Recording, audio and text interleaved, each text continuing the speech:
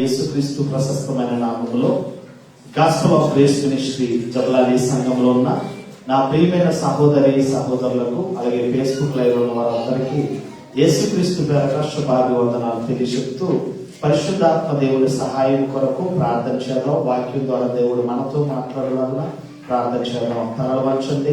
పరిశుద్ధుడా, ప్రేమ కలిగిన తండ్రి, ఇంతవరకు నీ కృపలో మమ్మల్ని కాపాడావు. నీ యందు భయభక్తులు కలిగిన వారిగా నీ సన్నిధికి వచ్చి ఉన్నాం. ప్రార్థన ఆలకించువాడా, సర్వ శరీరులు నీ యొద్దకు వచ్చేదురని వాక్యం ద్వారా సెలవించావు. మేము సన్నిధికి వచ్చి ఉన్నాం. ఇంతవరకు నీవు చేసిన మేలులు ఉపకారములను తలంచుకొనుచు సాక్ష్యముల ద్వారా స్తుతి ఆరాధన ద్వారా నీ నామమును మహిమపరిచి ఉన్నాం. నీ వాక్యము నమ్మదగినది. ఆ వాక్యము మనుషులకు నెమ్మదినిచ్చేది. ఆ వాక్యమే మనుషులను బ్రతికించేది. ఆ వాక్యమే నిత్య జీవమై ఉంది. ఆ వాక్యమే నీవై ఉన్నావని మేము ఎరిగి ఆ వాక్యానికి లోబడి వాక్య ప్రకారముగా మేము బ్రతకడానికి సహాయం దయచేయమని, నేను బలహీనులను అయోగ్యుడైన నన్ను నీ పాత్రగా వాడుకొని ఒక బూరగా నీ స్వరముతో నీతో మాతో మా అందరితో నీ స్వరముతో మాతో మాట్లాడమని పరిశుద్ధాత్మ సహాయాన్ని కోరుకుంటూ మా ప్రభును మా రక్షకుడైన యేసుక్రీస్తు నామములో అడిగి వేడుకొంచున్నాము తండ్రి. ఈరోజు మంచి అంశంతో మేము ముందుకు వచ్చి ఉన్నాము. దేవుడిని గణపరచు వారిని దేవుడు గణపరుస్తాడా అనేది మన అంశం. దేవుడిని గణపరిచేవారు, దేవుడిని గణపరిచే వారిని దేవుడు గణపరుస్తాడా అనేది మన అంశం.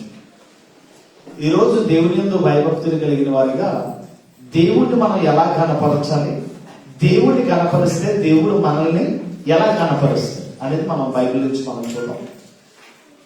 సమూయేలు రాసిన మొదటి గ్రంథం బైబిల్ అందరూ తీయండి. సమూయేలు రాసిన మొదటి గ్రంథం 2వ అధ్యాయము. సమూయేలు రాసిన మొదటి గ్రంథం 2వ అధ్యాయము 30వ వచనాన్ని నేను జాగ్రత్తగా చదువుతున్నాను. మీరు జాగ్రత్తగా మీ బైబిల్ని మధ్యలో పెట్టుకుని చక్కగా చదువుతూ వాక్యాన్ని మధ్యలో ఉంచుకోవాల్సిందిగా ప్రాణపూర్వకం మనం చేస్తున్నాం. మొదటి సమూయేలు గ్రంథం 2వ అధ్యాయము 30వ వచనంలో, నీ ఇంటి వారును నీ పితరుని ఇంటి వారును నా సన్నిధిని యాజకత్వము జరిగించుదురని యెహోవా ఆజ్ఞ ఇచ్చి ఉన్నను. ఇప్పుడు అది నా మనసున కేవలము ప్రతికూలమైనని ఇశ్రాయేలు దేవుడైన యెహోవా సెలవిచ్చుచున్నాడు. కావున యెహోవా వాక్కు ఏదనగా, నన్ను ఘనపరచు వారిని నేను ఘనపరచెదను, నన్ను తృణీకరించు వారు తృణీకారమందుదురు. నన్ను ఘనపరచు వారిని నేను ఘనపరచెదను, నన్ను తృణీకరించు వారిని నేను తృణీకారం ఉంచెదను. ఈ వాక్యాన్ని మనం జాగ్రత్తగా ఆలోచన చేయగలిగినప్పుడు దేవుని యందు భయభక్తులు కలిగిన యాజకత్వాన్ని చేస్తున్న ఏలి, దేవుని యందు భయభక్తులు కలిగిన వాడిగా ఏలి ఉన్నా, ఏలి కుమారుల అవిధేయతను బట్టి దేవుని నామము అవమానపరిచే పరిస్థితికి వచ్చేటప్పటికి దేవుడు ఏలితో మాట్లాడుతున్న సందర్భం ఇది. ఇక్కడ జాగ్రత్తగా ఆలోచన చేయగలిగితే ఆ సందర్భం 29 నుంచి నేను చదువుతున్నాను. నా నివాస స్థలమును నేను నిర్ణయించిన బలి నైవేద్యములను మీరేలా తృణీకరించుచున్నారు? మిమ్మును క్రొవ్వు పెట్టుకుంటకై నా జనులకు ఇశ్రాయేలు చేయు నైవేద్యములలో శ్రేష్టమైన భాగములను పట్టుకొనుచు నాకంటే నీ కుమారులను నీవు గొప్ప చేయుచున్నావు. ఏలి యాజకత్వం కలిగిన వాడే. ఏలి యాజకత్వంలో దేవునికి బలి అర్పణ అర్పించే బలి అర్పణల విషయాల్లో దేవుని కంటే ఎక్కువగా తన పిల్లల్ని హై చేయాలని అనుకుంటున్నాడు. ఏలి తన పిల్లలు హై చేయాలనే ఆలోచన కలిగిన వాడే ఉన్నాడు. ఈ పిల్లలు ఎటువంటి వారు అని ఆలోచన చేస్తే తిండిపోతులు, దేవుని మీద వ్యతిరేకత కలిగిన వారు, దేవుడంటే భయభక్తులు లేని వారు. ఇంకా దౌర్భాగ్యమైన పరిస్థితి ఏంటంటే ఆ ఆవరణము, పరిశుద్ధ స్థలము, ఆ ప్రత్యక్షపు గుడారము, అక్కడ పని చేయడానికి వచ్చిన స్త్రీలను సైతము వ్యభిచరించే పరిస్థితికి వెళ్ళిన దుర్మార్గపు లక్షణాలు కలిగిన పిల్లలు. దేవుని కంటే ఎక్కువగా తన పిల్లలను హైట్ చేయాలనుకుంటున్నాడు ఏలి. ఇంకా జాగ్రత్తగా ఆలోచన చేస్తే ఏలి చేస్తున్న పని ఏంటి అనేది 29వ వచనంలో అంటున్నాడు, నా నివాస స్థలమునకు నేను నిర్ణయించిన బలి నైవేద్యములను మీరేలా తృణీకరించుచున్నారు. మిమ్మును రవ్వు పెట్టుకొనుటకై నా జనులకు ఇశ్రాయేలుకు చేయు నైవేద్యములలో శ్రేష్టమైన భాగములను మీరు ఏం చేస్తున్నారు? దేవునికి అర్పించవలసినది, దేవునికి ఇవ్వవలసింది ఏం చేస్తున్నారు? వాళ్ళు శ్రేష్టమైన భాగములను పట్టుకొనొచ్చు. నాకంటే నీ కుమారులను నువ్వేం చేస్తున్నావు? ఎక్కువగా చేస్తున్నావు, గొప్ప చేస్తున్నావు అని చెబుతూ 30వ వచనం అంటాడు, నీ ఇంట ఉన్నవారును నీ పితరుల ఇంట ఉన్నవారును నా సన్నిధిని యాజకత్వము జరిగించుదురని యెహోవా ఆజ్ఞ ఇచ్చి ఉన్నాను. ఇప్పుడు అది నా మనస్సునకు కేవలము ప్రతికూలమైనని ఇశ్రాయేలుల దేవుడైన యెహోవా సెలవించుచున్నాడు. అనుకూలము ప్రతికూలం, అనుకూలము ప్రతికూలం. అనుకూలం అంటే దేవునికి ఇష్టమైనది, ప్రతికూలం అంటే దేవునికి ఇష్టత లేనిది. ఈరోజు జాగ్రత్తగా ఆలోచన చేస్తే యాజకత్వాన్ని ఎదిగిచ్చింది ఎవరు? నా మాట అర్థమవుతుందా?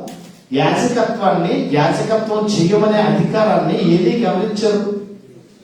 దేవుడు ఇచ్చాడు. దేవుడు యాజకత్వం చేసి దేవుడి నామంలో యాజకత్వంలో ఉండి దేవుడి నామాన్ని మహిమపరచవలసిన ఏది తన పిల్లల విషయంలో ఎలా ఉన్నాడు అని ఆలోచన చేస్తే తన పిల్లల్నే దేవుని కంటే ఎక్కువ చేసే పరిస్థితి. అక్కడికి వచ్చిన బలి అర్పణలో, అక్కడికి వచ్చిన ఆ దహన బలికి అర్పించడానికి వచ్చిన క్రొవ్వుతో కూడిన ఆ పదార్థాలను వీళ్ళే ఆరగిస్తూ వీళ్ళే దేవుని కంటే ఎక్కువగా ఉన్న పరిస్థితిని దేవుడు చూసినప్పుడు, దేవుని కంటే ప్రాధాన్యత తన పిల్లలకే ఎక్కువ ప్రాధాన్యత ఇచ్చినప్పుడు దేవుడు మనసుకు ఏలీ చేసిన పని అనుకూలంగా లేదట. ఎలా ఉందట? ప్రతికూలముగా ఉందట. అందుకే చాలా చక్కగా చెప్తున్నాడు, నా సన్నిధిని యాజకత్వము జరిగించుదని యెహోవా ఆజ్ఞ ఇచ్చి ఉన్నాను. ఇప్పుడు అది నా మనసునకు కేవలము ప్రతికూలమైనని ఇశ్రాయేలుల దేవుడని యెహోవా సెలవించుచున్నాడు. కావున యెహోవా వాక్కు ఏదనగా, నన్ను గణపరచు వారిని నేను గణపరచుదును, నన్ను తృణీకరించు వారు తృణీకారం పొందుతారు. దేవుని కంటే మనుషులను ఎక్కువ చేయాలనే ఆలోచన, దేవునికి చెందవలసిన మహిమ, దేవునికి చెందవలసిన నైవేద్యము దేవునికి చెందకుండా తినేస్తున్న పరిస్థితి. ఈ పరిస్థితిని దేవుడు చూసినప్పుడు సహించలేకపోయాడు. ఈ పరిస్థితిని దేవుడు చూసినప్పుడు సహించక దేవుడు తన బాధను వ్యక్తపరుస్తూ ఉన్నాడు. తన బాధను దేవుడు ఏం చేస్తూ ఉన్నాడు? వ్యక్తపరుస్తూ ఏం చేస్తున్నాడు అనేది ఆలోచన చేస్తే, ఈ రోజు మనం జాగ్రత్తగా ఆలోచన చేస్తే దేవుడిని మనం ఎలా గణపరుస్తామో దేవుడు మనల్ని అలాగా గణపరుస్తాడు. మీకు సింపుల్ గా చెప్తాను, నీతిమంతులుగా తీర్చబడాలంటే మనం ఏదేదో పెద్ద పెద్ద కార్యాలు చేయవలసిన అవసరం లేదు. మనం ఏదో సాహసమైన కార్యాలు, శూర కార్యాలు చేయవలసిన అవసరం ఏమి లేదు.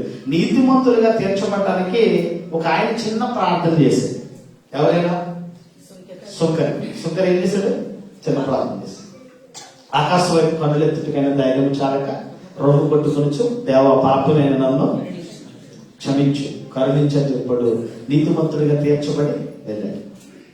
ఈరోజు మనం దేవుని యందు భయభక్తులు కలిగిన వారిగా దేవుడు మనకి అప్పగించిన పనిలో దేవుని చిత్తాన్ని ఎరిగి పని చేయాలి. ఎవరి చిత్తాన్ని ఎరగాలి? ఈరోజు నీకు ఏ పని అప్పగించినా ఆ పనిలో నువ్వు ఫుల్ ఫ్లెడ్జ్డ్గా నీ కర్తవ్యం విధి నిర్వహణలో నువ్వు 100% దేవుడి చిత్తాన్ని ఎరిగిన వాడవే నువ్వు చేయాలి. నువ్వు ఏది చేసినా నువ్వు ఘనపరచబడాలని సేవ చేయకూడదు, ఘనపరచబడాలని దేవుడు పని చేయకూడదు, ఘనపరచబడాలని మరొక పని చేయకూడదు.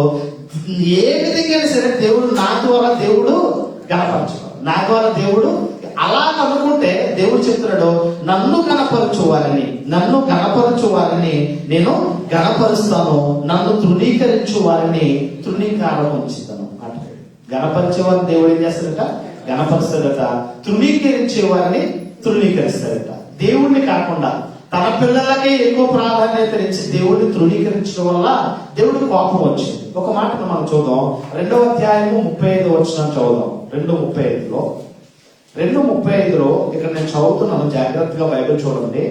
తరువాత నమ్మకమైన ఒక యజమానిని నేను నియమిత్తును, అతడు నా ఆలోచనను బట్టి నాకు అనుకూలకముగా యాజకత్వమును జరిగించును, అతనికి నేను నమ్మకమైన సంతానమును పుట్టింతును, అతడు నా అభిషక్తుని సన్నిధిని ఎప్పటికీ యాజకత్వమును జరిగించును. ఇక్కడ ఏలి ప్లేస్ ని ఖాళీ చేస్తున్నాడు. మీకు జాగ్రత్తగా ఆలోచన చేస్తే పాలన బాగలేదనుకోండి, రాజ్యపాలన ప్రభుత్వ పాలన బాగలేదనుకోండి, ఏం చేస్తాం? ప్రజలందరూ కూడా రాజుని దింపేయాలి, అధికారిని దింపేయాలి, ప్రభుత్వాన్ని దింపేయాలి. ఇక్కడ కూడా ఏలి యాజకత్వం నచ్చకపోయేటప్పటికి ఏలి చేసిన యాజకత్వంలో ఆ అనుకూలము కాకుండా ప్రతికూలమైన వాతావరణం ఎదురయ్యేటప్పటికి దేవుడికి ఒక ఆలోచన వచ్చింది, నాకు నమ్మకమైన వాడు కావాలి, నా యాజకత్వాన్ని నమ్మకత్వము కలిగి యాజకత్వాన్ని చేసే యాజకుడు నాకు కావాలి. ఆ యాజకుడు కావాలంటే వీణేం చేయాలి? ఆ యాజకత్వ ధర్మాన్ని మాన్పాలన ఆలోచన కలిగిన వాడే 35 వచ్చిన అంటాడు, తరువాత నమ్మకమైన ఒక యాజకుని నేను నియమితును, అతడు నా ఆలోచనను బట్టి నాకు అనుకూలముగా అంటే నా చిత్తానుసారముగా యాజకత్వమును జరిగించును, అతనికి నేను నమ్మకమైన సంతానమును పుట్టించును, అతడు నా అభిషక్తుని సన్నిధిని ఎప్పటికీ యాజకత్వమును జరిగించును. ఇక్కడ తృణీకరించిన వారు తృణీకారం పొందుదురు, ఘనపరచబడిన వారు ఘనపరచబడుతురు. మీకు జాగ్రత్తగా అర్థం అవ్వాలి. దేవుడిని గణపరిస్తే దేవుడు గణపరుస్తున్నాడు, దేవుడు గణపరిస్తే దేవుడు వారిని గణపరిచే విధంగా ఉంచుతున్నాడు. దేవుని తృణీకారం ఉంచితే దేవుడు వారిని ఏం చేస్తున్నాడు? తృణీకరిస్తా ఉన్నాడు. మీకు బైబిల్ జాగ్రత్తగా ఆలోచన చేయగలిగితే ఇక్కడ ఏలి ఏం చేశాడు? ఇప్పుడు దేవుణ్ణి తృణీకరించాడు. ఏలి ఏం చేశాడు? తృణీకరించగానే దేవునికి అనుకూలమైన వాడు, దేవుని మనసు ఎరిగిన వాడు, దేవుని చిత్తానుసారంగా జీవించే ఒక యాజకుడు కావాలి. ఒక యాజకుడు కావాలనే ఆలోచన కలిగి ఈ యాజకుడిని ఏం చేస్తున్నాడు? ప్లేస్ మరలా మార్చడానికి ప్రయత్నం చేస్తున్నట్టు మనకు కనిపిస్తూ ఉంది. అదే ఇక్కడ అంటాడు, యాజకత్వమును జరిగించుచు అతనికి నేను నమ్మకమైన సంతానమును పుట్టింతును, అతడు నా అభిషక్తుని సన్నిధిని ఎప్పటికీ యాజకత్వమును జరిగించేవాడిగా ఉంటాడు. యాజకత్వము జరిగించేవాడిగా ఉంటాడు అనేది ఈ మాట ద్వారా మనకు అర్థమవుతుంది. ఎవరు ఈ యాజకుడు అని ఆలోచన చేస్తే సమూయేలు. ఎవరు? సమూయేలు హన్న గర్భాన పుట్టినవాడు. హన్న వెళ్ళి ఆ సిలోహు మందిరంలోకి వెళ్ళి ఏడుస్తూ ఉంటది, పిల్లలు లేక గుడ్రాలుగా ఉంది. ఆ పిలుపు, ఆ బాధ, ఆ నింద భరించలేక ఏడుస్తూ ఉంటది, బోరు ఏడుస్తూ ఉంటది. ఏడ్చి దేవుడితో ఒక నిబంధన చేసుకుంటది. ఏమనంటే, నాకు ఒకే ఒక్క మగబిడ్డనివ్వు, వాడి పాలు విడిచిన పిమ్మటే నేను ఏం చేస్తాను? నీ సన్నిధికి తీసుకొచ్చి వాడిని నీకు సమర్పించేస్తాను. నా మీద ఉన్న నింద, నాలో ఉన్న బాధ, నాలో ఉన్న దుఃఖాన్ని నువ్వు నాట్యంగా మార్చు. దేవుడితో నిబంధన చేస్తాను. నాకు కొడుకునిస్తే ఆ కొడుకు పాలు మారిన పిమ్మటే నీకు నేను ఏం చేస్తాను? నా కొడుకుని నీకు ఇచ్చేస్తాను, సమర్పించేస్తాను. ఇంకా అలా నిశ్చయం చేసుకుంది, అలాగే ప్రార్థన చేసుకుంది. దేవుడు దర్శించాడు, పండంటి కుమారుని ఇచ్చాడు. ముగ్గుపాలతో దైవభక్తి కలిగిన విధంగా పెంచింది. పాలు విడిచిన పిమ్మటే దేవుడి సన్నిధికి తీసుకొచ్చి ఏలి పాదం దగ్గర పెంచింది. ఏలి బాలుడు, వాడు అక్కడనే తల్లి విడిచిన పిమ్మటే వాడు అక్కడనే దేవునికి మ్రొక్కెను అంట. వాడు బాలుడైన సమూయేలు అక్కడనే దేవుడికి మ్రొక్కాడు. అంటే పిల్లలను పెంచే విషయాల్లో దైవభక్తి కలిగిన విధముగా పిల్లలు మనం ఏం చేయాలి? పెంచాలి. దైవభక్తి కలిగిన విధంగా పిల్లలను పెంచాలి. ఇప్పుడు ఏలి ప్లేస్ లో ఇప్పుడు సమూయేలును దేవుడు నిర్ణయించుకోవడానికి కారణం ఏంటంటే, ఈయన దేవుడిని గణపరచట్లేదు, ఆ ఘనాన్ని తన పిల్లలకు వెళ్ళాలనుకుంటుంది. దేవుడిని గణపరచకుండా ఆ ఘనాన్ని దేవునికి వెళ్ళకుండా తన పిల్లలకే చెందాలనుకుంటున్నాడు. దేవునికి చెందవలసిన మహిమ దేవునికి వెళ్లకుండా తనకు తన పిల్లలకి చెందాలనే ఆలోచన కలిగిన వాడై ఉండగా, ఆ పరిస్థితిని దేవుడు చూసిన తర్వాత అనుకూలముగా లేదా పరిస్థితి దేవునికి ప్రతికూలముగా ఉండడం వల్ల ఇక్కడ దేవుడు తన మనసును మార్చుకుని, నాకు ఇష్టమైన యాజకుడు కావాలి, నా మనసును ఎరిగిన వాడు కావాలి, నా ఆలోచన ఎరిగిన వాడు కావాలి, అతడు యాజక ధర్మం బ్రతికిన కాలం అంతా తరతరములకు ఆయనే నిలిచే విధంగా ఒక యాజకుడు కావాలనేది దేవుని ఆలోచన కనుక మనకు కనిపిస్తున్నట్టుగా మనం చూడగలుగుతాం. అయితే ఇక్కడ జాగ్రత్తగా ఆలోచన చేస్తే, ఏలిని దేవుడు దర్శించలేదు కానీ సమూయేలుని దేవుడు దర్శించాడు. ఏలిని దేవుడు పిలలేదు కానీ సమయాన్ని మాత్రం దేవుడు ఏం చేశాడు? పిలిచాడు. మీకు అర్థమవుతుంది ఎంత గొప్ప ధన్యత అంటే, బాలుడిగా ఉన్నప్పుడే దేవుడు వాడిని పిలవడం, బాలుడిగా ఉండగానే దేవుడు అతన్ని అభిషేకించుకోవడం, బాలుడిగా ఉండగానే యాజక ధర్మానికి అతన్ని నియమించుకోవడంలో ఎంత గొప్ప ధన్యత ఉంది అని ఆలోచన చేస్తే, సమయాలు నిద్రపోతున్నాడు, సమయాలు పిలుస్తూ ఉన్నాడు దేవుడు. బాలుడికి అర్థం కాక తన యజమాని దగ్గరికి వెళ్ళి ఏలితో అంటాడు, యజమానుడా ఏలి నువ్వు నన్ను పిలిచావా అని అడుగుతాడు. లేదు నాయనా, నేనేమి నిన్ను పిలవలేదు నాయనా అన్నాడు. సరే అని వెళ్ళిపోయి మరలా పడుకున్నాడు. మరలా రెండోసారి దేవుడు మరలా పిలిచాడు. సమయాలు అని పిలిస్తే ఆ నిద్రలో ఉన్న బాలుడు లేచి మరలా యజమానుడి దగ్గరికి వెళ్ళి, యజమానుడా నన్ను పిలిచావా, నీకేమన్నా కావాలా, నేనేమన్నా చెయ్యాలా అని అడిగాడు. లేదు బాబు నేనేం పిలవలేదు నిన్ను అన్నాడు. మరలా మూడోసారి కూడా మరలా పిలిచాడు, మరలా వచ్చాడు. అప్పుడు ఏమికి అర్థమైంది, ఓకే నన్ను దేవుడు పిలవలేదు కానీ వీడిని దేవుడు పిలుస్తూ ఉన్నాడు, నాతో దేవుడు మాట్లాడడానికి ఇష్టపడలేదు కానీ వీడితో మాట్లాడాలని దేవుడు ఇష్టపడలేదు గ్రహించి, ఒకసారి పిలిస్తే నువ్వు రాకో, నువ్వు అక్కడే ఉంది సమయాలు అని పిలవగానే, చిత్తము ప్రభువా నీ దాసుడినైనా నేను ఆలకిస్తున్నాను, నువ్వు సెలవివి అన్నాడు. నువ్వు ఏం చెప్పాలనుకున్నావో చెప్పు అనగానే ఇక అక్కడే ఉన్నాడు. మరలా పిలిచేటప్పటికి, చిత్తము ప్రభువా నీ దాసుడైన నేను ఆలకిస్తున్నాను, నాకు సెలవివ్వు అని అడుగుతాడు. అంటే చిన్న బాల్య దశలోనే సృష్టికర్తను స్మరణకు తెచ్చుకునే విధంగా అన్న ఏ విధంగా కొడుకుని పెంచింది, ఏ విధముగా అన్న పెంపకములో ఏలి దగ్గరకు వచ్చిన తర్వాత దైవభక్తి కలిగిన వాడిగా దేవుని మందిరములో ఏ విధముగా సమూయేలు వర్ధిల్లాడు అనేది ఆలోచన చేస్తే, దేవుడు మనసు సమూయేలు మీదకి వెళ్ళిపోయింది, దేవుని దృష్టి సమూయేలు మీదకి వెళ్ళిపోయింది. అంతవరకు ఏలి మీద ఉంది. ఏలి ఎప్పుడైతే దేవుడిని గణపరచడం మానేశాడో, ఎప్పుడైతే దేవుడిని మహిమపరచడం మానేశాడో, అక్కడ ఉన్న పరిస్థితి ఆయనకు అనుకూలంగా ఉండవలసిన పరిస్థితి ప్రతికూలంగా మారేటప్పటికి దేవుడు తన దృష్టిని సమూయేలు మీదకి మలిచి వాగ్దానం చేస్తూ ఏమనంటుండేట, తరువాత నమ్మకమైన ఒక యాజకుని నేను నియమిస్తాను, అతను నా ఆలోచనను బట్టి నాకు అనుకూలముగా యాజకత్వమును జరిగిస్తాడు, నాకు అనుకూలముగా యాజకత్వాన్ని ఏం చేస్తాడు, జరిగిస్తాడు అనేది మనకి క్లియర్ గా అర్థమవుతుంది. ఇంకా లోతుగా ఆలోచన చేస్తే 3వ అధ్యాయము 18వ వచనంలోకి వెళ్దాం. 3వ అధ్యాయము 18వ వచనంలో, 3వ అధ్యాయం 18వ వచనం, సమూయేలు దేనిని మరుగు చేయక సంగతి అంతయు అతనికి తెలియచెప్పును. ఏది విని సెలవిచ్చిన వాడు యెహోవా అతని దృష్టికి అనుకూలమైన దానిని ఆయన చేయును గాక అనెను. సమూయేలు పెద్దవాడు కాగా యెహోవా అతనికి తోడైనందున అతని మాటల్లో ఏదీ కూడా తప్పిపోలేదు. కాబట్టి సమూయేలు యెహోవాకు ప్రవక్తగా స్థిరపరచబడినని దాను మొదలుకొని బెర్షెబా వరకు ఇశ్రాయేలీలందరూ కూడా తెలుసుకునేది. ఒక ప్రవక్తగా మార్చబడ్డాడు, ఒక సమూయేలు ఒక ప్రవక్తగా మార్చబడ్డాడు. ఏమైంది అంటే, దేవుడు ఏది చెప్పాడో దానిని తూచా తప్పకుండా సమూయేలు చేశాడు. దేవుడి చిత్తాన్ని ఎరిగిన వాడే బ్రతికాడు. మీకు ఒకసారి మనం వర్ధిల్లాలి, సంఘములో మనం వృద్ధి చెందాలి, సంఘములో సమాజములో మనం గణపరచబడాలి అంటే మనం కూడా దేవుడు ఏం చేయాలి, గణపరచాలి. మీలో ఎవరైనా గొప్పవాడు అవ్వాలనుకుంటున్నాడా అన్నది, మీలో ఎవరైనా గొప్పవాడు అవ్వాలనుకుంటున్నా ఎస్ అనుకుంటే నువ్వేమవ్వాలి, మొట్టమొదట పరిచారకుడు. ఏమవ్వాలి, నేను చేయడం ఏంటి, నేను సూపర్వైజింగ్ చేస్తాను అంటే కుదరదు. దేవుడి పనిలో నువ్వు పరిచారకుడుగా నువ్వు దేవుడి పని చేస్తే దేవుడు నేను ఏం చేస్తాడు, గణపరుస్తాడు. నిజంగా మీకు అర్థం అవ్వాల్సింది ఏంటంటే, ఏలి కుమారులకు పొందవలసిన ఘనత సమూయేలు పొందుకున్నాడు. ఏలి కుమారులు ఆశీర్వదించబడవలసిన స్థితిని సమూయేలు స్వాధీనం చేసుకున్నాడు. ఎందుకంటే పరిచారకుడిగా పరిచర్య చేసి ఏం చేశాడు, పరిచారకుడిగా పరిచర్య మాత్రమే జరిగించాడు, పరిచర్యను మాత్రమే జరిగించాడు.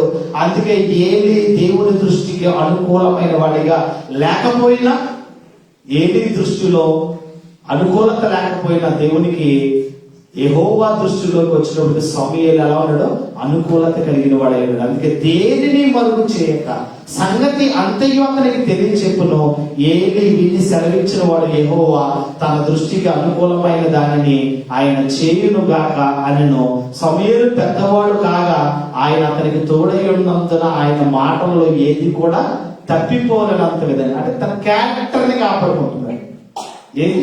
తన పరిశుద్ధతను, తన క్యారెక్టర్ ని ఏం చేస్తున్నాడు? సమూయేలు కాపాడుకుంటాడు. పిలిచిన వాడు నమ్మదగిన వాడు, పిలిచిన వాడు నమ్మదగిన వాడు. ఆ నమ్మకత్వాన్ని కానీ ఆయనకున్న పరిశుద్ధతను కానీ సమూయేలు కాపాడుకుంటూ ఉండడానికి దేవుడి కృప కూడా అతనికి తోడై ఉందట. దేవుడి కృప కూడా అతనికి తోడై ఉన్నట్లుగా మనం చూస్తాం. ఎందుకు ఈ మాటలు నేను తెలియచెప్తున్నాయంటే, ఆయన ఏ విషయాల్లో కూడా దాపరికం లేదు. ఆయన మాటల్లో సేవకుడిగా, యాజకుడిగా ఆయన చేస్తున్న పరిచర్యలో ఉన్నది ఉన్నట్లుగా మాట్లాడే పరిస్థితి, రాజులకు సైతం భయపడని పరిస్థితి. ఎవరు? సమూయేలు. సౌలుని గద్దించాడా? దావీదుకు బుద్ధి చెప్పాడా? అసలు ఎవరిని లెక్క చేయలేదు. సమూయేలు వస్తుంటే జనులందరూ, రాజు మొదలుకొని భూమి మీద ఉన్న జనులందరూ కూడా భయపడిపోయేవారట. సఖ్యముగానే వస్తున్నావా, సమాధానంతోనే వస్తున్నావా, లేకపోతే ఉగ్రుడు వై కోపంతో వస్తున్నావా అని భయపడేవారట. అంత గొప్పగా సమూయేలుని దేవుడు హెచ్చించడంలో కానీ, ఇంకా సౌలుని అభిషేకించిన వాడు, దావీదును అభిషేకించిన వాడు సమూయేలు. ఇద్దరిని కూడా అభిషేకించి ఇశ్రాయేలుకి రాజుగా నియమించిన వాడు కూడా మన సమూయేలు. ఎందుకు ఈ మాటలు నేను చెప్తున్నానంటే, సౌలు జీవితంలో కానీ లేకపోతే దావీదు జీవితంలో కానీ ఇద్దరు కాపర్లే. ఇద్దరు కూడా కాపర్లు. ఏ కాపర్లు? సౌలేమో తప్పిపోయిన గాడిదలను వెతుక్కుంటానికి తిరుగుతున్నాడు, దావీదేమో అరణ్యంలో గొర్రెలను కాసుకుంటున్నాడు. ఇద్దరు కాపర్లే. తప్పిపోయిన గాడిదల కొరకు ఆయన తిరుగుతున్నాడు, ఈయనేమో అరణ్యంలో గొర్రెలను కాపాడుకుంటూ ఉన్నాడు. కానీ అక్కడ జాగ్రత్తగా మనం ఆలోచన చేయగలిగితే, దేవుని ఆత్మ మొట్టమొదటి రాజు అయిన సౌలు మీద ఉంది. ఆత్మ నడిపింపులో మంచి పాలన చేయమని దేవుడు చెప్తే దానిని తృణీకరించిన వాడిగా మనకు కనిపిస్తూ ఉంటాడు. 2వ అధ్యాయం 30వ వచనంలో చూస్తున్నాం కదా, గణపరిస్తేనే గణపరచబడతామట, గణపరిస్తేనే గణపరచబడతామట, తృణీకరిస్తే తృణీకారం పొందుతామట. అంటే మనం దేవుని సన్నిధిలో మనం గణపరచబడాలంటే దేవుని చిత్తాన్ని ఎరిగిన వారమై మనం జీవించాలి. ఎవరి చిత్తాన్ని ఎరగాలి? దేవుని చిత్తాన్ని ఎరిగిన వారమై మనం జీవించాలి. ఒకసారి మనం చూద్దాం. మన పాయింట్ ఏంటంటే దేవుని చిత్తమును చేయుట.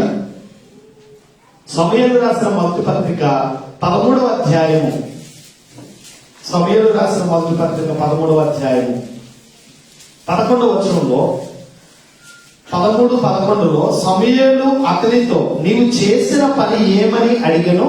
అందుకు సౌలు, జనులు నా యొద్ద నుండి చెదిరిపోయేటకు నిర్ణయ కాలము నీవు రాకముంటే పోటీయు ఫిలిష్తీయులు మిక్సయిలో కూడి ఉండుటయు నేను చూచి, ఇంకను యెహోవాను శాంతిపరచక మునిపే ఇశ్రాయేలీయులు గిల్గాతును వచ్చి నా మీద పడి ఉన్నారనుకుని నా అంతటి నేనే సాహసించి దహన బలిని అర్పించుతున్నాను. నేను జాగ్రత్తగా ఆలోచన చేస్తే సౌలు గర్వముతో నిండిన వాడాడు. దహన బలిని ఎవరు అర్పించాలి? యాజకుడు అర్పించాలి. రాజ్యపాలన ఎవరు చేయాలి? రాజు చేయాలి. ఇక్కడ ఎవరు చేస్తున్నారంటే దహన బలిని సౌలు రాకపోవడం, జనులందరూ వచ్చేయడం, అందరూ వచ్చారు కదా మనమే చేద్దాం అనే ఫీలింగ్ లో చేసేయడం వల్ల దేవుడికి కోపం వచ్చింది. రెండోది ఏంటంటే, దేవుడు చెప్పిన పనిని సౌలు చేయకుండా దేవుడు చెప్పని పనిని చేసి ఒకరికి గురైపోయి. ఇక్కడ కూడా జాగ్రత్తగా ఆలోచన చేస్తే, నువ్వు రాకపోవడం నేను చూసి నేనే ఈ దహన బలిని అర్పించాను అని. ఎవరు రాకపోవడం? యాజకుడు వచ్చి దహన బలిని అర్పించాడు. యాజక ధర్మాన్ని సమూయేలు చేయాలి, కానీ యాజక ధర్మాన్ని ఎవరు చేస్తున్నారు? సౌలు రాజుగా ఉండి గర్వంతో నేనే చేస్తానని చేసేది. అక్కడ ఏం జరుగుతుందో చూస్తే 13వ వచనం, అందుకు సమూయేలు ఇట్లనెను, నీ దేవుడైన యెహోవా నీకు ఇచ్చిన ఆజ్ఞను గైకొనక నీవు అవివేకపు పని చేసేదివి. నీ రాజ్యమును ఇశ్రాయేలీయుల మీద సదాకాలము స్థిరపరచుటకు యెహోవా తలచి ఉండెను, అయితే నీ రాజ్యము నిలువదు. నీ రాజ్యము నిలువదు. అంటే దేవుని సన్నిధిలో మనం వర్ధిల్లాలంటే దేవుని మాట తూచా తప్పక వినాలి. దేవుడి సేవకుడు చెప్పిన మాట తూచా తప్పక వినాలి. వినకపోతే ఏంటి? సర్వనాశనం. వినకపోతే గర్వముతో రగిలిపోయి యాజకుడు బలి అర్పణ అర్పించాలి, యాజకుడు రాకపోవడం చూసి సాహసించి ఈయనే దహన బలి అర్పించేసాడు. ఎవరు? సౌలు గారు. మరి దేవుడు ఏం చేశాడు? దేవుడు కోపం వచ్చింది. కోపం వచ్చి ఏం చెప్తుంటే ఇక్కడ, అందుకు సమయాలు నీ దేవుడైన యెహోవా నీకిచ్చిన ఆజ్ఞను గైకొనక నీవు అవివేక పని చేశావో, నీ రాజ్యమును ఇశ్రాయేలు మీద సదాకాలము స్థిరపరచుటకు యెహోవా తలచి ఉన్నాడు. అయితే నీ రాజ్యం ఇక దేవుడు తలిచాడు, నీ రాజ్యాన్ని స్థిరపరచాలని, ఇశ్రాయేలుకు నువ్వే రాజుగా ఉండాలని దేవుడు అనుకున్నాడు. కానీ నువ్వు దేవుని మాట లోబడకపోవడం వల్ల, దేవుని మాటలు వినకపోవడం వల్ల నీ రాజ్యము నీ మీద నిలవదు, రాజ్యానికి నువ్వు రాజుగా నువ్వు ఇక ఉండవు అని చెప్పేసి. అంటే ఎవరు మనం వర్ధిల్లాలి అంటే దేవుని మాటలు మనం వినాలి. మనం కనపరచబడాలంటే దేవుని యందు భయభక్తులు కలిగిన వారిగా ఆయన చిత్తానికి లోబడాడు. సౌలు మొదట చిత్తానికి లోబడ్డాడు. అయితే కొంచెం రాజు అయిన తర్వాత కొంచెం గర్వం పెరిగింది. రాజు అయిన తర్వాత ఏమొచ్చింది? కొమ్ములు వస్తూ ఉంటాయి, అప్పుడప్పుడు అలా కొమ్ములు వస్తూ ఉంటాయి. ఆ కొమ్ముల వల్ల ఏమైపోయిందంటే రాజ్యాధికారమే పోయే పరిస్థితికి వెళ్ళినట్లు మనం చూస్తున్నాం. 14 వచనంలో అంటాడు, అయితే యెహోవా తన చిత్తానుసారమైన మనస్సు కలిగిన ఒకరిని కనుగొని ఉన్నాడు, నీవు ఆజ్ఞాపించిన దానిని నీవు గైకొనకపోతివి కనుక యెహోవా తన జనుల మీద అతని అధిపతిగా నియమించాడు. నీ ప్లేస్ ని వేరేవాడికి భర్తీ చేస్తున్నాడు. అంటే నన్ను గణపరిచే వారిని నేను గణపరుస్తాను, నన్ను తృణీకరించే వారిని నేను తృణీకరణ. ఇక్కడ ఏది దేవుణ్ణి గణపరచకపోవడంలో ఏది ప్లేస్ ఎవరికి భర్తీ చేశాడు? సమూయేలుకి చేశాడు. ఇక్కడ సౌలు దేవుణ్ణి కనపరచకపోవడంలో ఎవరికి మళ్ళీ వచ్చింది? ఆఫర్ దావీదుకి వస్తుంది. అందుకే చాలా చక్కగా చెప్తాడు, యెహోవా తన చిత్తానుసారమైన మనసు కలిగిన ఒకరిని కనుగొని ఉన్నాడు. అంటే దేవుడు అందరిని కూడా తేరి చూస్తున్నాడు. వీడు నా మనసు ఎరిగిన వాడేనా, ఈమె నా మనసు ఎరిగినదేనా, నా చిత్తానుసారంగా బ్రతికేదేనా, నా ఇష్టాన్ని నెరవేర్చేదని ప్రతి ఒక్కరిని కూడా దేవుడు ఏం చేస్తాడు? తన దృష్టి మన మీద మలుస్తూ ఉన్నాడు. దేవుడి మాటలు లోపడుతున్నామా, మనం దేవుడికి ఇష్టమైన విధంగా మనం బ్రతుకుతున్నామా, దేవుడికి నచ్చే విధంగా మనం బ్రతుకుతున్నామా, దేవుడికి మెచ్చే విధంగా మన భక్తి ఉందా అనేది ప్రతి రోజు దేవుడు ఏం చేస్తాడు? కనుగొంటున్నాడు. అలా కనుగొనగా ఎవరు కనబడ్డారు? అరణ్యంలో కనబడ్డాడు. ఎవరు కనబడ్డాడు? అరణ్యములలో కనబడ్డాడు దావీదు. కనబడగానే దేవుడు అంటాడు, ఇదిగో నీకు ఆజ్ఞాపించిన దానిని నువ్వు గైకొనకపోతేవి కనుక యెహోవా తన జనుల మీద అతనిని దావీదును అధిపతిగా నియమించాడు. కనుగొన్నాడట. అరణ్యములో ఉన్నవాడు. అంతకుముందు కూడా దేవుడు కనుగొన్నాడు. పాపం ఎవరినంటే గాడిదలు వస్తుండేవాడు. తప్పిపోయిన గాడిదల్ని నేను వెతుకుతున్న వాటిని కనుగొన్నాడు. సౌలుని కనుగొన్నాడు. సౌలు దేవుడికి అనుకూలంగా లేకపోవడం వల్ల మళ్ళా ప్లేస్మెంట్ మారిపోతూ ఉంది. మరలా దావీదుని కనుగొన్నాడు. అపోస్తల కార్యాలు 13వ అధ్యాయం, అపోస్తల కార్యములు 13వ అధ్యాయము 21వ వచనం, 13:21లో ఆ తర్వాత వారు రాజు కావాలని కోరగా దేవుడు బెన్యామీను గోత్రీయుడును కీషు కుమారుడైన సౌలును వారికి 40 ఏళ్ల వరకు దయచేసెను. తరువాత అతన్ని తొలగించి దావీదును వారికి రాజుగా ఏర్పరిచారు. ఎన్ని సంవత్సరాలు పాలన చేశాడు? 40 ఇయర్స్ వరకు బాగానే ఉన్నాడు. మరి తర్వాత ఏమైందో తెలియదు. దేవుడి మాటకు లోబడకపోవడం, దేవుడిని గణపరచకపోవడం, యాజకుడు చేయవలసిన దహన బలి, యాజకుడు అర్పించవలసిన దహన బలిని ఈయనే అర్పించేయడం, దేవుడు చెప్పిన విధంగా వారి వేరొక శత్రు దేశానికి వెళ్ళి అక్కడ ఉన్న వాటిని హతం చేయమంటే అక్కడ ఉన్న శ్రేష్టమైన క్రొవ్విన వాటిని తెచ్చి దేవుడికి బలి అర్పణ అర్పించడానికి తెచ్చారని నింద వేయడం, ఇటువంటివన్నీ చేసేటప్పుడు దేవుడికి నచ్చలేదు. దేవుడు కోపం వచ్చి అక్కడ ప్లేస్ ను మార్చాడు. దేవునికి అనుకూలమైన వాడిని వెతుకుతున్నాడట. అదే 22వ వచనంలో అతనిని తొలగించి దావీదులకు వారికి రాజుగా ఏర్పరచను. ఆయన నేను యెష్షయి కుమారుడైన దావీదును కనుగొంటిని, అతడు నా ఇష్టానుసారుడైన మనుషుడు, అతడు నా ఉద్దేశములన్నీ నెరవేర్చునని అతని గురించి ఆయనే సాక్ష్యం ఇస్తున్నాడు. దేవుడు సాక్ష్యం ఇస్తున్నాడు. ఎవరి కోసం? ఏమన్నా రాజు కోసమా? ఎవరి కోసం? ఒక మంత్రి కోసమా? ఎవరి కోసం? ఏదో గొప్పడి కోసమా? కాదు. అరణ్యములలో గొర్రెలను కాచుకునేవాడు కోసం, అరణ్యాలలో గొర్రెలు కాచుకుంటూ ఆ ముసలివాడైన తండ్రికి సహకారిగా ఉన్నవాడు అల్పుడు, దీనుడు, బలహీనుడు అయిన వాడిని దేవుడు ఏం చేశాడట? కనుగొన్నాడు. ఇతడు నా ఇష్టానుసారుడైన మనిషి. ఏమంటాడు? ఇతడు నా ఇష్టానుసారుడైన మనుషుడు. ఎందుకంటే నాకు చాలా ఇష్టం. ఎందుకంటే ఇతడు నా ఉద్దేశాలు, నా ఆలోచనలు, నా తలంపులు నా చిత్తానుసారముగా చేశాడు కనుక ఇతను నేను ఏం చేశాను? కనుగొన్నాను. ఇజ్రాయేలుకి 2వ రాజుగా నియమించబడిన వాడు దావీదు. అరణ్యములో ఉన్నవాడు అంతఃపురంలోకి వస్తున్నాడు. అరణ్యములో ఉన్నవాడు అంతఃపురానికి రాజుగా, ఇజ్రాయేలులకు, దేవుని సమూహానికి, దేవుని జనాంగానికి 2వ రాజుగా నియమించబడుతున్న సందర్భాన్ని మనం చూస్తున్నాం. కీర్తన గ్రంథం 89 కీర్తన 20 వచనం చదువుదాం. 89 కీర్తన 20 వచనంలో, కీర్తన 89:20, 89 కీర్తన 20 వచనం అంటున్నాడు.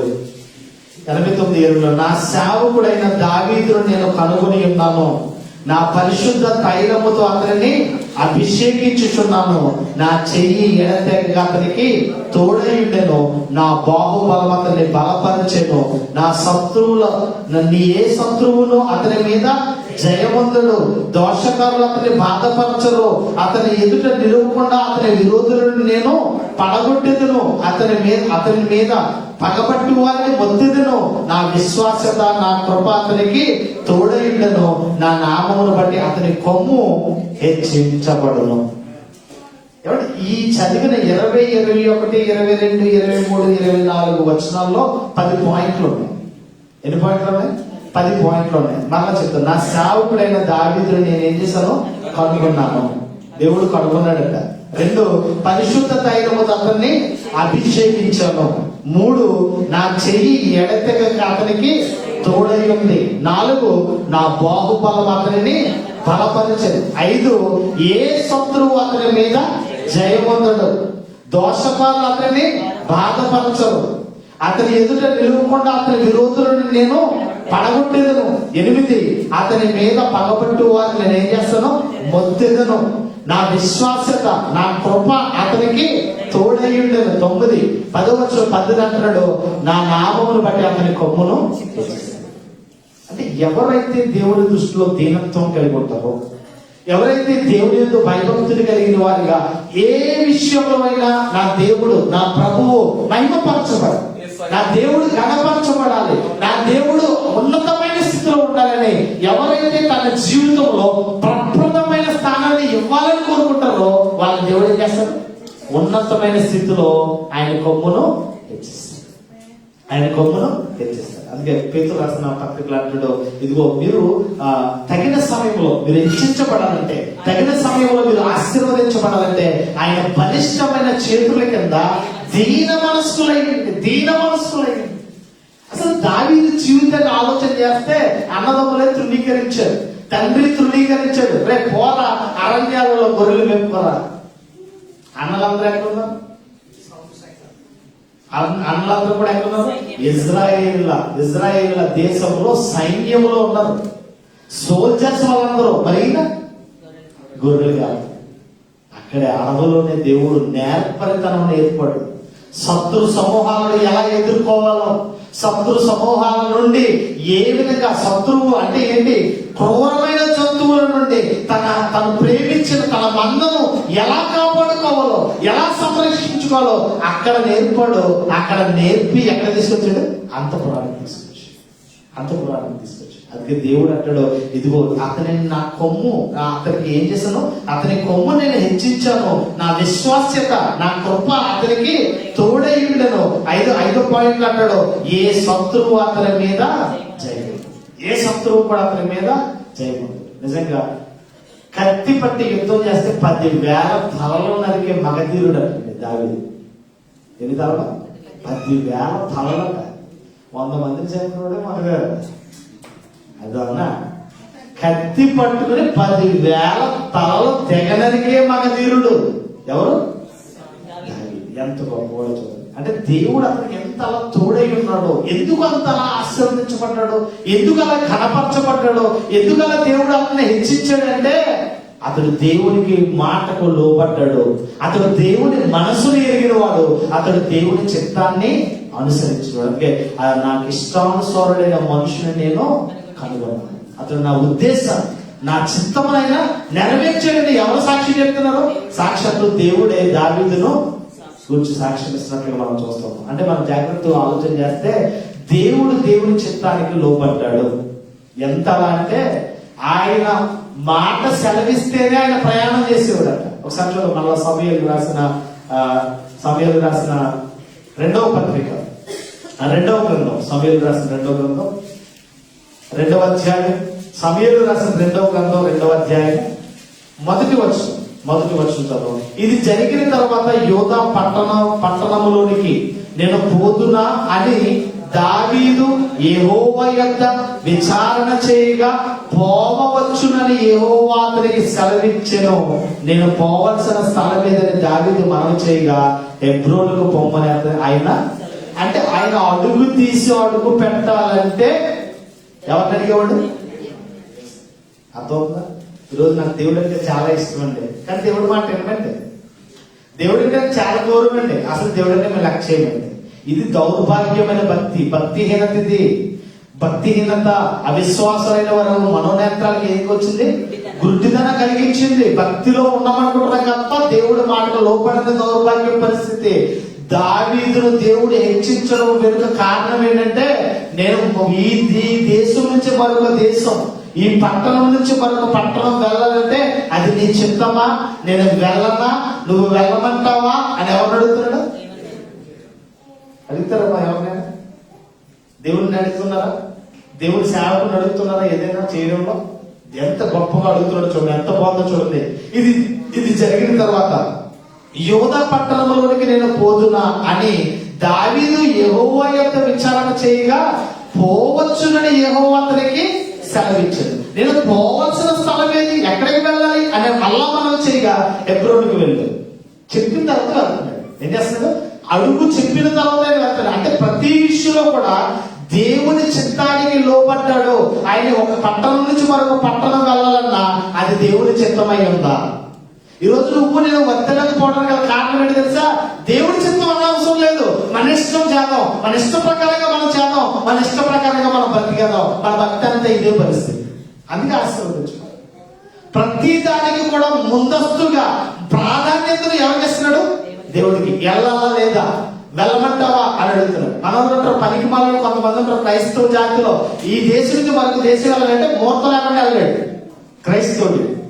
ముహూర్తం లేకుండా వెళ్ళొచ్చండి, ఇది మంచి కెరీరేనా, వెళ్ళమంటారా? ఎవడో పనికి మాలను అడిగితే ఆడు వెళ్ళమంటే అర్థం, కూర్చోబట్టి కూర్చుంటాడు. ఎవరిని అడగాలి? క్రైస్తవులు దేవుడిని అడగాలి. దేవా, నేను ఇంకో ఈ దేశం నుంచి మరొక దేశం వెళ్తున్నాను, అది నీకు అనుకూలమేనా? నన్ను వెళ్ళమంటావా? నాకు సెలవు. ఎస్, ప్రార్థన చేసి నువ్వు వెళ్ళి. ఆయన ఏం చెప్తున్నాడో, ఎక్కడికి వెళ్ళమంటాడో అంటే ప్రతి విషయంలో దావీదు ఈ ప్రతిదీ కూడా అడుగు తీసి అడిగేసేటప్పుడు ఆ అడుగులు కూడా దేవుడి చిత్తానుసారంగా ఉందా లేదో కూడా చూసుకుంటున్న పరిస్థితిని మనం చూస్తున్నాం. అందుకంటాడు, నన్ను గణపరచు వారిని నేను గణపరచు. తండ్రి చిత్తాన్ని ఎరిగిన వాడై ఆయన ఉన్నాడు. మనము కూడా దేవుడి చిత్తాన్ని ఎరిగి కూడా మనం ఏం చేయాలి? ప్రవర్తించాలి. ఎవరి చిత్తాన్ని ఎరిగి ప్రవర్తించాలి? దేవుడి చిత్తాన్ని ఎరిగిన వారిగా మనం ప్రవర్తించాలి. మంచి మాట మనం చూద్దాం. యోహాను రాసిన సువార్త 6వ అధ్యాయం 38వ వచనాన్ని చదువుకుందాం. యోహాను సువార్త 6:38లో యేసుక్రీస్తుని గురించి మాట్లాడుతుందో, నా ఇష్టము నెరవేర్చుకున్నటకు నేను రాలేదు, నన్ను పంపిన వాని తండ్రి నన్ను పంపిన వాని చిత్తమును నెరవేర్చుటకే పరలోకము నుండి భూలోకానికి వచ్చాను. ఈ ఆయుష్కాలం ఎంతకాలం బ్రతుకుతో మనకు తెలియదు. 60, 70, 80 మనకు తెలియదు. కానీ యేసుక్రీస్తు 33,000 సంవత్సరాల జీవితకాలంలో ఇదిగో నా ఇష్టం నెరవేర్చుకోవడానికి నేను రాలేదు, నన్ను పంపిన వాని చిత్తమును నెరవేర్చుటకే నేను వచ్చాను. ప్రతి విషయంలో యేసుక్రీస్తు ప్రార్థనలో కూడా, దేవా నీ చిత్తమైతే ఈ గిన్నె నా యొద్ద నుండి, నీకు ఇష్టమైతే ఇది చెయ్యి, నీ చిత్తమైతే జరిగించు. అంటే యేసుక్రీస్తు ఎవరి చిత్తానికి లోబడ్డాడు? దావీదు ఎవరి చిత్తానికి లోబడ్డాడు? ఈరోజు మనం నీ చిత్తమే కదా. అందుకే ఇలా ఉన్నాం. మనం ఎదగకపోవడానికి, మనం ఆశీర్వదించబడకపోవడానికి, దేవునిలో మనం అభివృద్ధి చెందకపోవడం గల కారణం ఏంటంటే మన చిత్తమే నెరవేర్చబడాలి. అందుకే మనం గణహీనులుగా మనం మారిపోయాం. గణపరచబడవలసిన మనమే తృణీకరించబడే పరిస్థితికి మనం వెళ్తున్నట్లుగా మనం చూస్తూ ఉన్నాం. ఇంకా చూస్తే ఒక మాట మనం చూద్దాం. యోహాను రాసిన మొదటి పత్రిక 2వ అధ్యాయం 17వ వచనం. యోహాను రాసిన మొదటి పత్రిక 2:17లో 2:17 ఏమంటాడు? నేను చదువుతున్నాను. 2:17లో లోకమును దాని ఆశయు గతించిపోవును గాని దేవుని చిత్తమును జరిగించువాడు నిరంతరము నిలుచును. లోకము దాని ఆశలు గతించిపోతాయి, దేవుని చిత్తమును జరిగించిన వాడు నిరంతరము నిలుచునంటే మనం ఎవరి చిత్తాన్ని నెరవేర్చాలి? నేనేమై ఉన్నానో అది దేవుని కృప వల్లనే ఉన్నా. నేనేమై ఉన్నానో నాకు కలిగినంత దేవుడి ద్వారానే వచ్చిందని ప్రతి విషయంలో దేవుని చిత్తాన్ని జరిగిస్తే, ప్రతి విషయంలో దేవుని చిత్తాన్ని జరిగించే లోపడితే మనం ఏమవుతుంట? నిరంతరము మనం నిలిచేవారిగా మనం ఉంటాం. మరి ఈ రోజు దావీదు చేసిన ప్రార్థన ఎటువంటి ప్రార్థన చేశాడు? దావీదు తన దిన ప్రార్థనలో ఎలా ప్రార్థన చేశాడో కీర్తన గ్రంథం 32వ కీర్తన 8వ వచనంలో మనం చూడగలం. కీర్తన 32:8 అంటాడు, నీకు ఉపదేశము చేసేదను, నీవు నడవలసిన మార్గమును నేను బోధించేదను, నీ మీద దృష్టి ఉంచి నీకు ఆలోచన చెప్పదు. అంటే జాగ్రత్తగా ఆలోచన చేస్తే ఎప్పుడు కూడా దేవుని ఆలోచన ప్రకారముగా దావీదు బ్రతుకుతాడు. దేవుని చిత్తాన్ని ఎరిగిన వారమే మనం బ్రతకాలి. ఎవరి చిత్తాన్ని? దేవుని చిత్తాన్ని ఎరిగిన వారిగా మనం బ్రతకాలి. దేవుని చిత్తాన్ని ఎరిగిన వారమే మనం జీవించాలి. నన్ను గణపరచు వారిని నేను గణపరుస్తాను, నన్ను తృణీకరించు వారిని నేను తృణీకరిస్తాను. ఏలీ దేవుడిని తృణీకరించాడు. ఏలీ దేవుని నామాన్ని అవమానపరిచే విధంగా బ్రతికాడు. దేవుడికి పొందవలసిన మహిమ తన పిల్లలకు తాను పొందాలనుకున్నాడు. దేవుడు ఏం చేశాడు? తృణీకరించేసి. సమయాలు దేవుడిని గణపరచాలనుకున్నాడు, సమయాలు దేవుడిని మహిమపరచాలనుకున్నాడు. సమయాన్ని దేవుడు ఏం చేశాడు? గణపరచాడు. ఎల్లకాలము ఆ తరతరములు అందరూ కూడా యాజకత్వంలో ఉండడానికి దేవుడు కృప చూపించినట్లు మనం చూస్తున్నాం. సౌలు దేవుడికి లోపడలేదు, దేవుడి చిత్తానికి లోపడలేదు, దేవుడి మాటకు లోపడలేదు. ఆ పదవిని తీసి అల్పుడు అయోగ్యుడైన దావీదుని ఏం చేశాడు? ఇశ్రాయేలుకు రాజుగా నియమించి స్థిరపరిచినట్లుగా మనం చూస్తున్నాం. అంటే దేవుడి చిత్తాన్ని మనం ఏం చేయాలి? ఎరగాలి. ఆయన మాటకి మనం లోపడాలి. నీ మీద దృష్టి ఉంచి నీకు ఆలోచన చెప్పే వరకు నువ్వు ఏం చేయాలి? ఎదురు చూడాలి. ఇక్కడ అదే మాట 32:8 అంటాడు, నీ మీద దృష్టి ఉంచి నీకు ఆలోచన చెప్పే వరకు. హెబ్రోనుకి వెళ్ళడే వెళ్ళలే, చూచాడు. వెళ్ళమంటావా?